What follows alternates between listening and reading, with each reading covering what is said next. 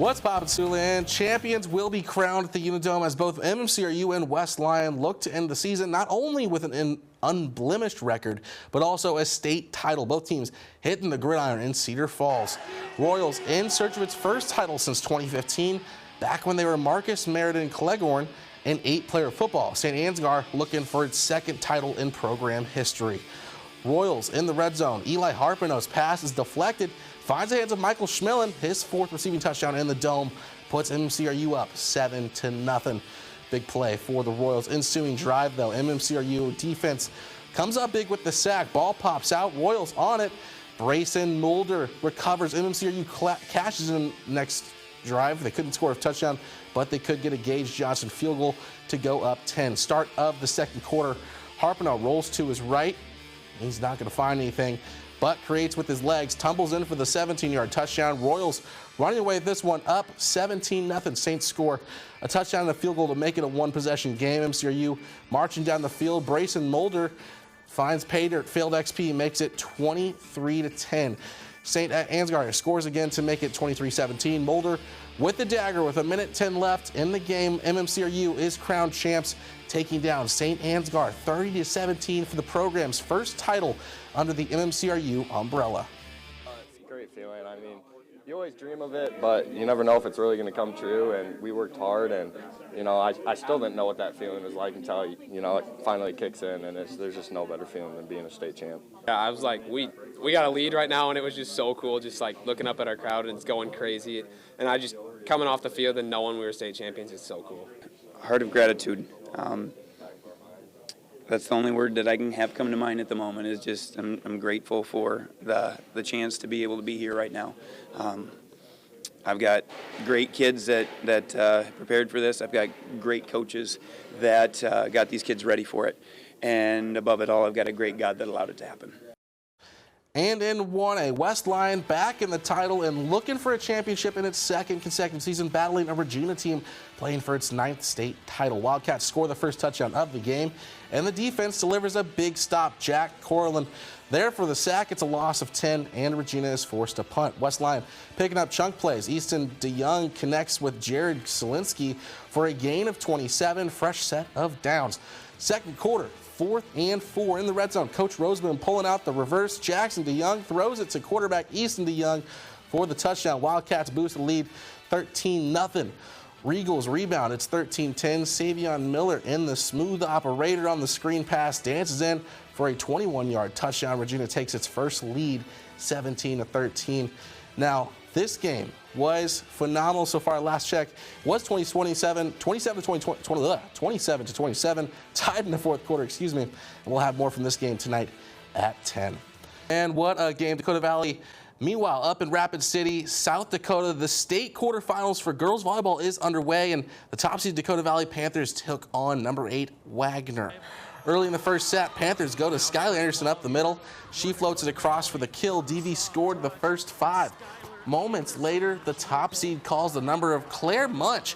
She beats the blockers for one of her match-high 14 kills. Dakota Valley leading 8-3.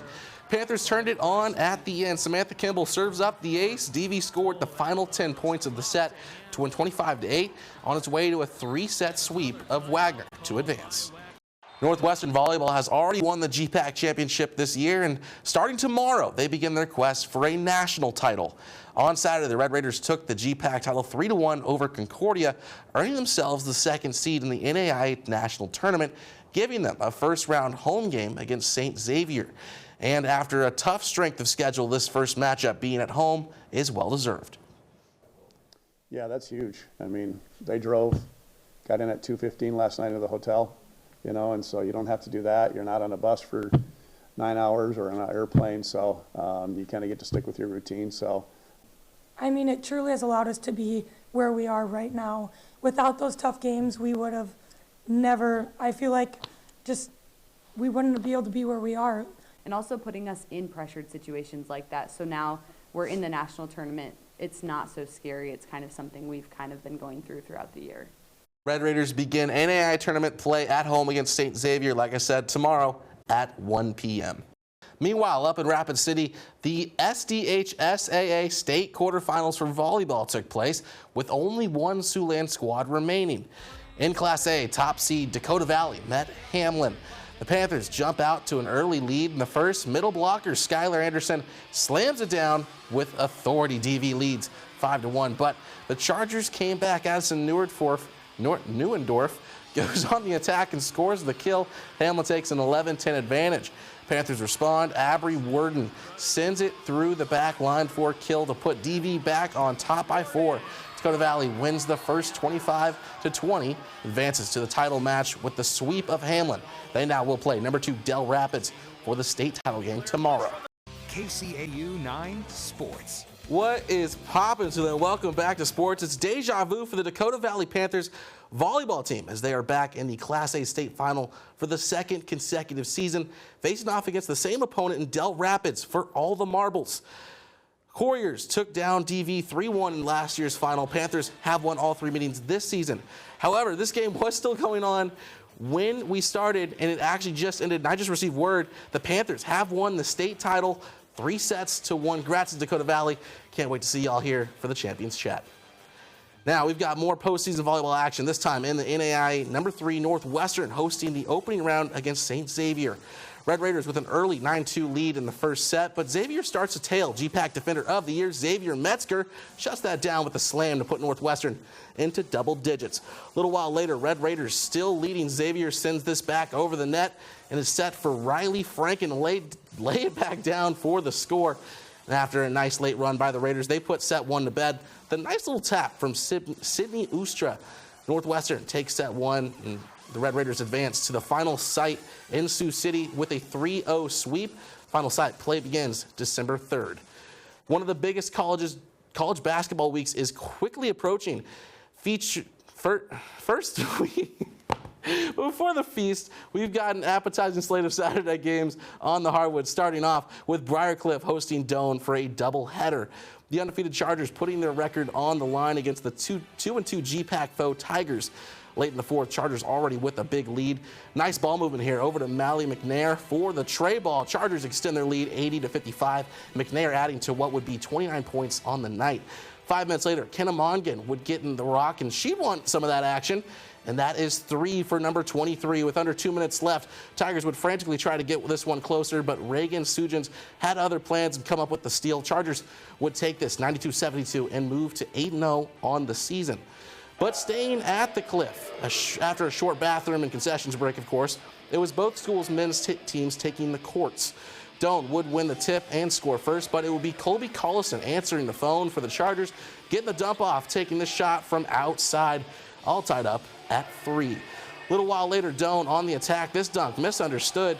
Blake Sindler with the rebound. He would go coast to coast and drop this one in the pot. Sindler would finish the game with 25 points on the day. Midway through the first, Sindler would feel the heat, get it to Collison again, and the hot hand would sink another 3. Great day to be a Charger as the men's team also comes up with the win 81-60. On the campus of Morningside, Mustangs women's team hoping to stay unbeaten at home. They've got the Mount Marty Lancers making the trip to Ollie Gymnasium. Lancers led by one of the second, Sam Ellers on the drive, gets the bucket to fall plus the foul. She'd finish with a double-double. Morningside back in front. This game goes to OT. Mount Marty coming up with some big baskets, including the and one from Lacey Sprackle, 2 of her 28 points. Mount Marty wins this one, though, 86-83 in overtime. Morningside men's team looking to get back to 500 on the season. Mount Marty comes into the day 2-0 in GPAC play. Mustangs working early in the first half. Great find and great patience for the freshman Caden Van Regenmorter. Banks is open on Saturday morning. Morningside leads 7-4. Alex Wilcoxon with another feed, this time to Daniel Bruckle. Knocks down the 3-ball. Mustangs take a 27-point lead at half on its way to securing an 86-63 win over the Lancers. Now over to Western Iowa Tech taking part in its non-conference finale. The visitors in this one, North Platte Community College. Neither team on the board yet. Cowboy Bonfils keeps it that way, that with the block. Comets coast in transition. Javi Sinderson on the drive. Bucket bruise and one. That way to get the scoring started. Both teams trading buckets. Caleb Kwalik cleans up the board and gets rewarded for 2. Witt wins this one, 70-65. It's not only the final home game for Iowa State football, but also senior day for the Cyclones as they look to send its senior bunch out with a win against Kansas at Jack Trice Stadium. Cyclones won last year's battle in a 45-36 shootout. ISU 6-3 against the Jayhawks in the Matt Campbell era. First quarter, Rocco Besch Roland finds Brett Eskoldskin, and he's going to dive across the goal line. 9-yard strike. Cyclones jump in front 7-0. First play of the second quarter, Carson Hansen. He's going to get it from 4 yards out. Perfect start for Iowa State, leading 14-0. What a start for the Cyclones. Late first half, Kyle Conradi from 55 yards. Money. Bank is open still from Morningside, apparently. Cyclones lead 17-0 at the half. ISU rolls to a 38-14 win, celebrating Senior Day in style. Iowa also hosting Senior Day festivities against Michigan State. Hawkeyes have won the last 2 meetings at home. Late in the first quarter, though, Spartans on the punt. Who else than the return king himself? Caden Weegan back to return, and he is off to the races like a horse at the Kentucky Derby. He's off the races, would take this all the way to the end zone for his 6th career return touchdown. That would actually prove to be the most by a player in Hawkeye history. Hawkeyes take a 7-0 lead. Later in the fourth, Iowa would find themselves down by 7. Mark Gronowski would hit Jacob Gill for the game-tying touchdown with only 1:30 left in the game, but that was just enough time for them to get the ball back and get into field goal range for Drew Stevens to drain the walk-off 44-yarder. Hawkeyes take a 2017 win on Senior Day. Nebraska visits Penn State, first meeting between the two programs since 2020. Huskers working toward its first win in Happy Valley since 2017. Though it would be a tough first quarter for Big Red, not scoring until about midway through the second quarter with a 31-yard field goal, cutting into the deficit and making it a 1-score game. That wouldn't last long. The Nittany Lions would take off, score 20 unanswered points. Nebraska not scoring again until the end of the third quarter when Latif would fall under pressure, spin out of that sack, taking himself from 11 yards out to make it 30-10. Now that score would remain pretty similar through the fourth, with Penn State adding another 7 points, taking the win, 37-10. That will do it for sports. We'll see you guys right after the break. 9 Sports. What is poppin' to them? Welcome back to sports. What a crazy day it was in the NFL. 2 games go into overtime after huge comebacks. But before we look at those, let's start in Green Bay as the Packers hosted the Vikings. Vikings on a 2-game skid looking to get back in the win column. Packers looking to extend their win streak. Minnesota would lead first, but it would be the Pack reaching pay dirt first with Emmanuel Wilson to take their first lead of the game. Vikings could not catch a break, though. Between offensive struggles and mishaps like the rogue bounce from this punt, gave the Packers all they needed to be able to dominate this game. That field position cashed in by Wilson, again, not being stopped for another score. Cheeseheads hang on to win 23-6. Now on over to the Windy City as the Bears host the Steelers. Mason Rudolph in at quarterback for Aaron Rodgers. He has a broken wrist, and they're playing a ball-hawking defense. Chicago would score first after Caleb Williams would hit DJ Moore for a touchdown, 7-0 Bears. A little later, Williams would hit his rookie target tight end, Colston Loveland, to tie this one at 14. Now, these two teams would go back and forth, leading to a Steelers lead, but third quarter Williams would find Moore again untouched, wide open in the end zone for a go-ahead score. Chicago would tack on a few more points and hold off Pittsburgh 31-28. Now on to our first game that went to OT. America's favorite backup quarterback, Jameis Winston, starting for the Giants, gives them an early lead. Lions wouldn't mark the board until the second quarter with Amon-Ra St. Brown on the screen pass, weaving through traffic for the touchdown. Lions make it a 1-score game. A little while later, back down 10 again. Goff would toss it to Jahmyr Gibbs, who would perform some acrobatics to get this ball inside the pylon, once again keeping it close. This game would remain close until the end, pushing it into overtime. Lions get the first shot, and Jahmyr Gibbs fires off like a rocket. 69 yards for the running back. That goes by Sonic. Lions take their first lead of the game, and the defense makes the stop with Aiden Hutchinson's sack, calling game. Detroit wins it in overtime, 34-27. Now, finally, in Kansas City, the Chiefs would host the Colts. Indianapolis would dominate this until the fourth quarter. Kansas City would finally reach the end zone with only 8 minutes left in the game. Kareem Hunt making this one a lot more interesting. Fast forward to the end of the fourth, Chiefs with good field position will take it to overtime after a Harrison Butker field goal. In overtime, though, Kansas City would stop Indiana Jones and the Colts, giving them a shot to win this game. Who else would they call other than Butker, who has stayed busy all game, and he will drill this game winner from 27. Chiefs complete the comeback to win 23-20, also in overtime. Now, it was another fantastic week in sports, 3 championship teams, and fantastic starts to many seasons across Siouxland. But here's our Sports Zone top 5 plays of the week. What a week it was. Let's kick things off at number 5. Number 5 takes us to the 1A football state title, where 4th and goal, Regina's going to lose this snap, and Westline will recover. They're going to secure their back-to-back title win. Number 4 takes us to Wayne State, where with one hand, a great dig by the Wildcats, and Delaney Miller rewards that effort with the soft bump over the defenders, cutting to the deficit. Number 3 takes us to Sioux City North for some girls wrestling. Bree Rolfs is in a bind, gets an escape. Rolfs flips the script, gets the pin, and 6 points for Akron Westfield. What a role reversal. Number 2 is Witt, Comets basketball team. Neither team on the board yet. Cowboy Bonfils keeps it that way with the block. Comets coast in transition. Javier Cindergretz on the drive, bucket, bruise, and 1. Big play for Witt. On top play is actually a series of events from the Dordt women's basketball game. That shot there tied the game. Then it's Macy Sievers with the step back into a Euro step, hitting the go-ahead shot. With 1 second to go in the game, Red Raiders would get one last chance, but it gets blocked by Willow Bleeker as the clock hits 0. And that does it for our top 5 plays of the week. And that's it for sports. We'll see you back after the break. 9 Sports.